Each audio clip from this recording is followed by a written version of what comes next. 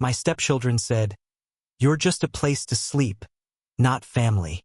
So I took back the spare keys, closed my doors, and booked myself a new place.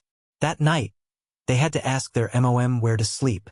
Jaden didn't yell it, didn't even raise his voice. That's what stuck with me. He stood at the edge of the hallway, hoodie on, one strap of his backpack slung over his shoulder, chewing something and not looking me in the eye. "You're just a place to sleep, not family." Then he turned his back and walked toward the front door like I wasn't even there. I stood in the doorway between the kitchen and the den, one hand still wrapped in an old towel, still smelling like degreaser from the broken lawnmower I'd spent the last 2 hours on. The blades were bent. Nobody told me Jaden had tried to cut over a tree root. The edge of my thumb was raw from wrench work, and the towel was blotched with oil and red. I didn't say a word. I waited until the door clicked behind him, until the sound of his shoes scraping the porch faded down the steps. Then I moved. First, I went to the dish bowl by the sink where the spare keys always sat. Took them out. Quiet. Mechanical. Like I was unscrewing a bad fuse. I opened the drawer, pulled out a Sharpie, and crossed his name off the little plastic tag. Then I walked to the keypad by the front door. Reset the code. No more birthdays, no more obvious guesses. Something random. Something I wouldn't forget, but he'd never guess. I didn't ask Emily. Didn't need to. I didn't even tell her. I just booked myself a room. The kind of room you don't look too closely at. Air that smells like bleach and old socks. Cigarette burns on the edge of the nightstand. A dead fly in the plastic rim of the bathroom light. Motel 12. Off the bypass. 20 minutes from work. No questions asked. You pay by the week, the lady behind the counter gives you a room key and a fake smile, and that's that. I laid down fully clothed, stared at the ceiling, and tried not to think about the sound of his voice. But it echoed anyway. Not loud, just constant. Cold. "You're just a place to sleep." That was all I'd ever been. Wasn't it? Place. A body in a chair. A man with a wallet. A grunt with tools. A name without meaning.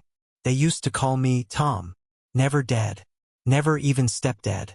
Just Tom. Like I was a neighbor who overstayed his welcome. Like I was temporary. My name's Tom. I'm 48 years old. Born in Fort Worth.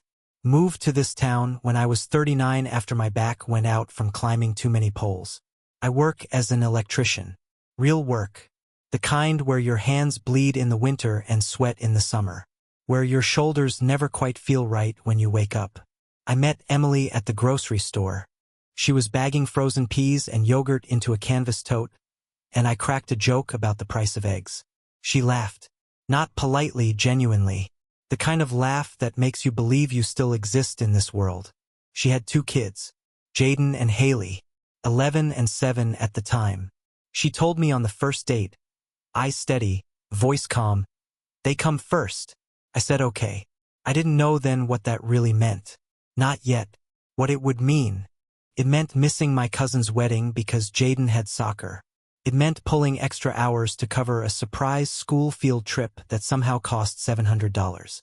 It meant giving up my Sundays, every damn one, to paint bedrooms, fix leaky sinks, patch baseboards, and build Haley a damn princess bunk bed from Pinterest that took me 2 weeks and 4 blisters to get right. It meant saying yes, again and again, to everything, even when they looked through me like I was a ghost. Jaden always had this way of turning away when I spoke. Like he was listening to someone else somewhere else. I thought it was just teenage noise. I figured he'd grow out of it. But he didn't. He hardened. By 15, he spoke in shrugs and grunts. By 16, he only really opened his mouth to ask for money or complain that the Wi-Fi was too slow. And still I gave. I believed time could fix it. That love, shown quietly and consistently, would break through. God, I was stupid. I remember this one night. Jaden had gotten in late, stinking like weed and cheap vodka. I didn't yell. I just sat him down, poured him a glass of water and said, "If something's going on, I'm here. I've been where you are." He looked at me like I'd stepped out of a sewage pipe. His exact words? "I don't need advice from a guy who married into this." That one stayed with me too. But I swallowed it, like I always did, because Emily never stepped in. She said, "He's just angry. It's not about you." But it was. It was about me. Everything was about me, in the sense that everything wrong in that house stuck to me like static. And everything right slipped past me like air through a broken window. I was the constant, the fixer, the one who'd disappear to Home Depot when the garbage disposal broke. The one who'd quietly pay the dental bills that Emily's ex forgot again. The one who'd drive 3 hours in traffic to pick up Haley when she cried at summer camp. And every night I came home to kids who pretended I wasn't there, and a wife who pretended not to notice. That day, the day Jaden said what he said, I had just spent 4 hours trying to get the lawnmower running again. It was his chore.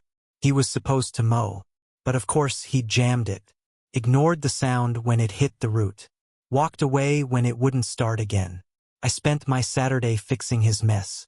When I asked him to clean up the Gatorade he spilled in the hallway, just a towel, just a wipe, he turned, looked me dead in the face and cut the cord that held everything together.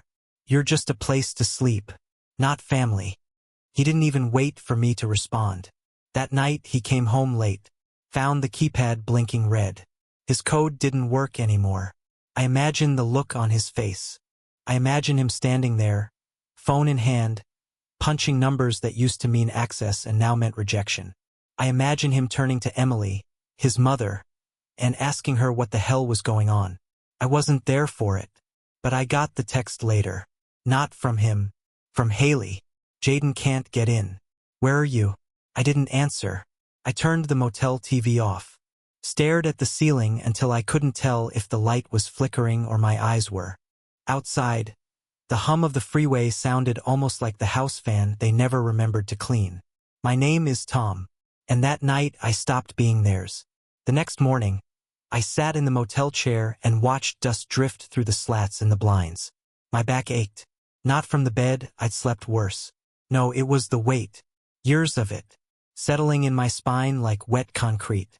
I went to work like nothing had happened. Clocked in. Ran wire through an attic full of insulation that clung like spiderwebs. My coworker, Jerry, cracked jokes about his third divorce. I nodded, smiled at the right times. My phone buzzed twice. One missed call from Emily. One message from Haley. "Mom says come home." I didn't answer either. By the time I got back to the motel, the sun had gone down and the smell of whatever they sprayed in the hallway lingered too thick, like citrus trying to cover up rot. I sat at the little table, opened my laptop, and logged into every account I'd spent the last 5 years managing. The Wi-Fi bill, under my name. I paused at the screen, then clicked, cancel autopay. Streaming subscriptions? Gone. iCloud storage? Haley's music files and Jaden's half-written papers, wiped. I didn't touch their rooms. I didn't change the locks. I wasn't cruel. But I made sure the lights stayed on only in the parts of the house I used to pay for. The rest, their comfort, their convenience, started to slip. It wasn't revenge. Not exactly. It was recalibration. They'd said I was just a place to sleep. So I stopped being that place.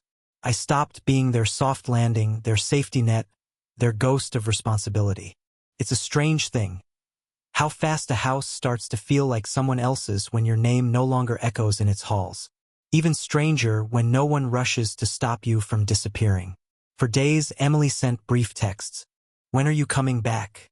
The kids miss you." She never said "I miss you." She never said I was wrong or I should have stepped in. Just vague, airy notes that asked me to return like nothing had happened. Jaden didn't message. Not once. Haley sent memes, little jokes, as if pretending we were still on those terms. I didn't respond. Instead, I went about my days like I'd been given a new script, one without them in it. I stopped sending money for Jaden's car insurance. I knew the payment was due on the 15th. I waited. Nothing. By the 23rd, the policy had lapsed. He didn't notice until he got pulled over for a busted taillight. Emily texted me then, "Why didn't you tell me?" I didn't reply. I thought about that night he told me I was nothing, and the silence I'd swallowed for so long. That silence became my answer. They began to feel it in waves. First the bills, then the absence. No one to patch the drywall when Jaden punched it after an argument with Haley. No one to reset the breakers when the garage lights went out. Emily asked a neighbor for help. He charged her $40. I used to do it for free. Free labor. Free love. Free presence. Gone now. At work, I took longer shifts. Volunteered for weekend call-outs. Not because I needed the money, though I did, but because I didn't want to be anywhere near that house, not even in memory. You know what's funny? No one came to find me. Not really. They just sent digital messages, like casting wishes into a well they no longer owned. I started renting a small room above a bait shop, closer to the substation. The owner lived downstairs, barely spoke, just nodded when I handed him rent in cash. The floor creaked. The mattress was stiff. But no one rolled their eyes at me. No one looked at me like I was an intrusion. And for the first time in years, I could hear myself think. I thought about Haley, how she used to giggle when I burned pancakes and tried to flip them like a chef. I thought about Jaden, how he used to call me T-Man back when he wanted rides to the skate park. I thought about Emily, how she used to touch my hand in the grocery store when no one was watching. And then I thought about now. The way Haley had laughed when I tripped over a shoe left in the hallway and dropped a whole bag of groceries. The way Jaden had rolled his eyes every time I tried to give advice. The way Emily had said, "Let it go, Tom. They're kids." When I told her I felt like a stranger in my own home. They weren't kids anymore. Jaden was 16. Haley 13. Old enough to know cruelty from honesty. Old enough to choose sides. And they had chosen. That's what no one tells you about blended families. That love can't be forced. That respect isn't inherited. It's earned, begged for, and too often withheld. That even after years of showing up, of paying, of building, you can still be treated like a squatter in your own life. Emily called one night. I let it ring. She left a voicemail. "Tom, it's getting out of hand. Jaden's angry. The house feels off without you. I don't know what to say. I didn't think you'd take it this far. Take it this far." As if removing myself from disrespect was a sin. As if staying silent all those years wasn't already too far. I listened to the message twice, then deleted it. A week later, I got another text from Haley. This one different. "Jaden's freaking out. He got locked out. Mom was at work. He couldn't get in." I imagined him. Backpack sagging, phone battery dying, pacing the front porch in the cold. Maybe yelling.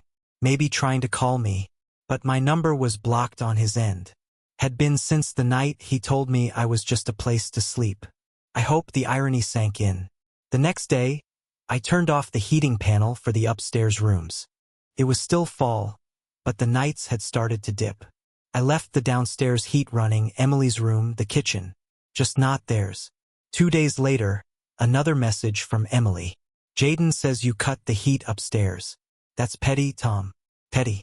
She thought drawing a boundary after 5 years of quiet service was petty. I didn't reply. I read the message. Sat with it. Let it live in my chest like a stone. Then I muted her number. That was the silent decision. Not a fight. Not a scream. Just a turning inward. A withdrawal. I stopped being available. Stopped being useful. Stopped being there. That Sunday, I made breakfast for myself. Just one plate. Eggs. Over easy. Toast, no crusts. The way I like it. No one watching. No one judging. No laughter at my clothes. No backhanded compliments. No Emily saying, "Can you just try to be more patient, Tom?" Just silence. Blessed, beautiful silence. And I thought maybe this is how peace starts. Not with forgiveness, but with absence. They didn't notice at first. The water still ran. The lights stayed on. There was food in the fridge because Emily still shopped, still cooked, still kept the illusion going. For a while, my absence was just a quiet shift in the atmosphere. A missing chair at the table. An empty parking spot in the driveway. And then reality started to creep in. Not loud, not dramatic, but slow. Relentless. Like mold under wallpaper. Jaden called the internet provider himself. That was the first crack. He thought it would be easy. Call the number. Give them the address. Demand a reset. But my name was on the account. And my name wasn't his. He sent Emily a text. She showed me later. Forwarded without comment. Why the hell would Tom cancel the Wi-Fi? No, please. No, can you ask him? Just that same tone he always used, like the world owed him an explanation. I didn't respond. I was already moved out by then. Had everything I needed in one suitcase and a backpack. Paid my rent in cash. My clothes smelled like dust and liniment, not fabric softener. My boots sat by the door, not kicked under a bed for someone else to trip over. I was living light, and for the first time in years, my lungs didn't feel heavy. The texts turned to calls. Emily's voice on my voicemail, tight, tired. Tom, can you please fix the internet? The kids need it for school. This isn't fair to them. Fair. The word stung more than I'd expected. Fair was showing up every day to a house that barely tolerated me. Fair was working weekends to pay for braces on teeth that never smiled in my direction. Fair was pretending to be a father while being treated like a tenant. I didn't return the call. A few days later, Haley showed up at the substation. I was on break, sitting in my truck, chewing through a sandwich. She knocked on the driver's window, her eyes red. She didn't smile. I'm sorry for just coming here, she said. But Jaden's mad, like really mad. He says you're trying to ruin us. I didn't say anything. I let her keep talking. I didn't say what he said. I know he was wrong, but Mom's freaking out. Can't you just fix it for a little while? That last line caught me. Not can we talk? Not we miss you. Just fix it. Like I was a lever they wanted to pull again. I looked at her. Really looked. Not like a child. Not like the little girl I used to lift onto my shoulders when we decorated the tree. No, I saw her for what she was now.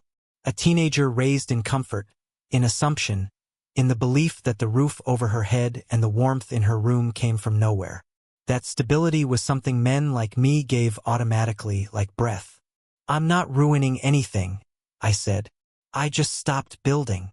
She blinked. I'm not mad at you, Haley, I added. But you're old enough now to understand something. What I gave wasn't a duty. It was a choice, a gift, and I don't give to people who spit on the hand that offers it. She said nothing for a long time, then just nodded. I'll tell Mom you said no. I didn't correct her.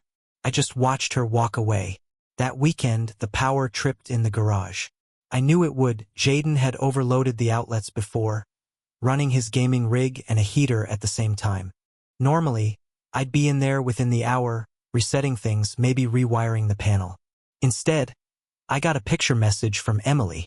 The circuit box melted at one corner. No message, just the image. I ignored it. 3 hours later, a voicemail. Tom, this is getting out of hand. I don't know how to fix this stuff. Jaden's furious. The fridge is warm. We need you. We need you. Not I'm sorry. Not please come back. Just that.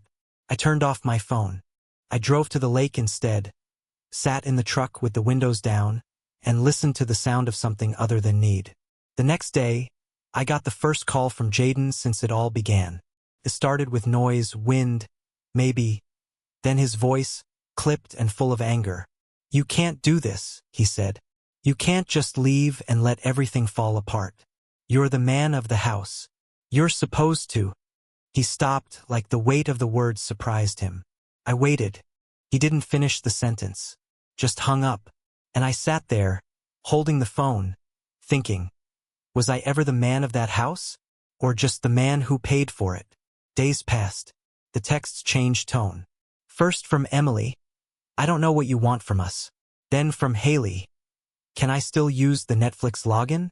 Then nothing. Then a knock. It was Jaden.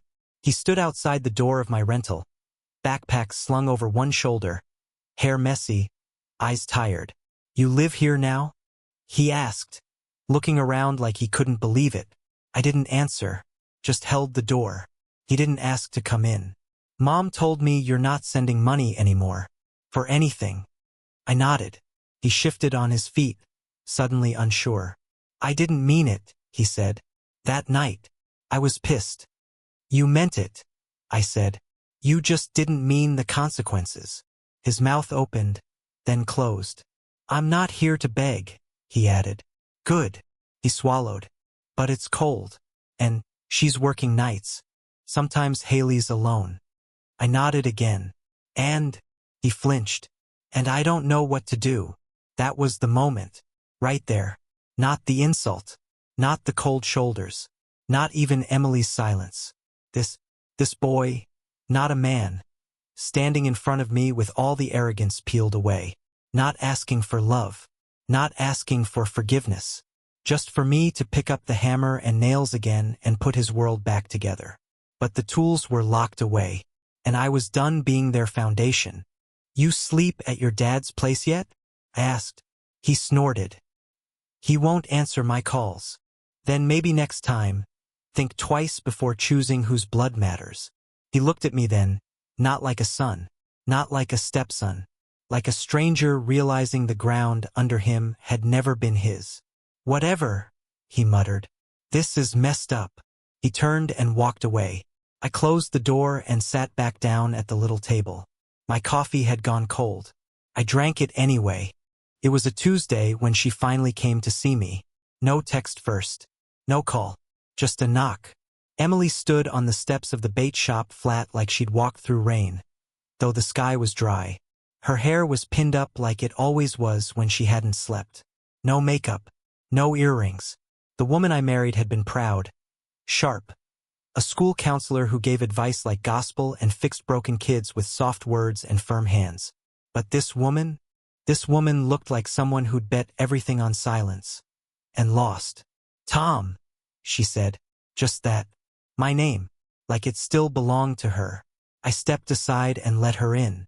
The apartment was small. Just one room and a galley kitchen, but clean. Sparse. No photos, no clutter. The way I liked it now. She looked around like it didn't compute. Like she couldn't picture me living without them. She sat at the table. Same one I bought off a guy named Lester for $30 and a six-pack.